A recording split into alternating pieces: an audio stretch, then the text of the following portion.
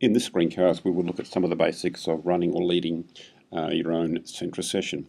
I've logged on to a session in the domain which I'm working within, and to begin the session we have to click on the Begin button, top left hand corner, and we know that we are in session because at the bottom of the screen we'll see the in session icon. Also, the session was set up to be recorded so that it can be played back at a later date, and we can see the recording details bottom left hand corner.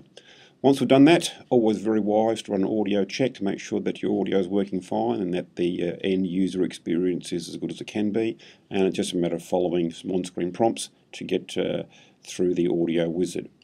Alrighty, a few more things. If you wish to, as a presenter, speak and to be hands-free, you can click on the lock icon. There's a yellow halo around your microphone indicating your microphone is active, and as a consequence you don't need to hold down the control key on a Windows machine or the option key on a Mac.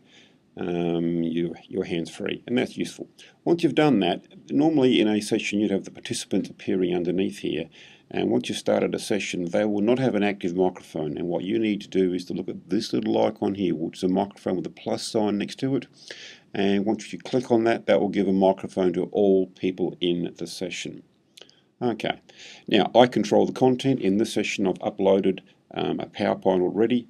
We can click on any slide in there, for example. It will bring up some content. I've got the ability to mark up the slide if I wish to, and I can point to some things I can use, some of the features within the toolbar, which is pretty much a very basic toolbar, but very helpful for highlighting and making the most of the live virtual classroom environment. And also participants can also mark up the slide as well.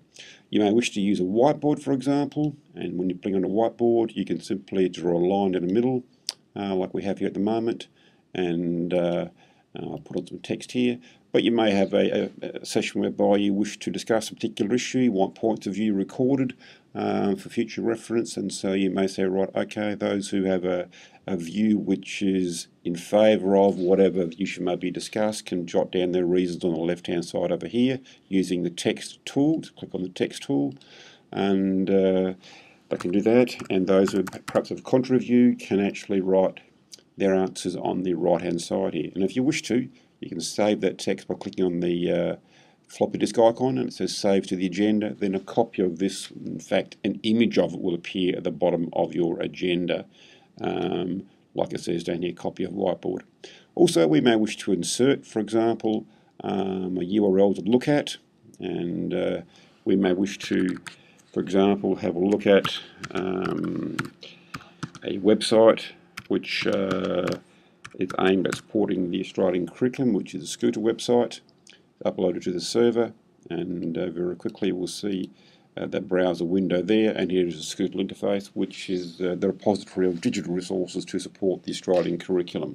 And so we've now got the ability to go into a live website and to walk people through accessing and using this interface itself.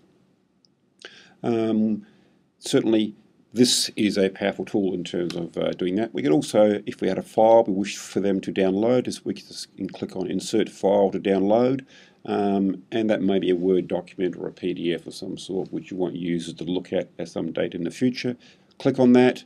You'll need to search your directory for where that file is, and once you've done that, it will appear at the bottom of the agenda window, and when users click on it they'll be prompted on screen to save that document to wherever they'd like to save it on their directory.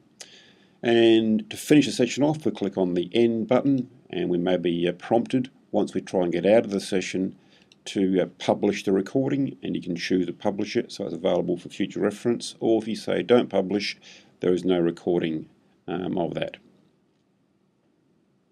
And that will be the end of this introductory session.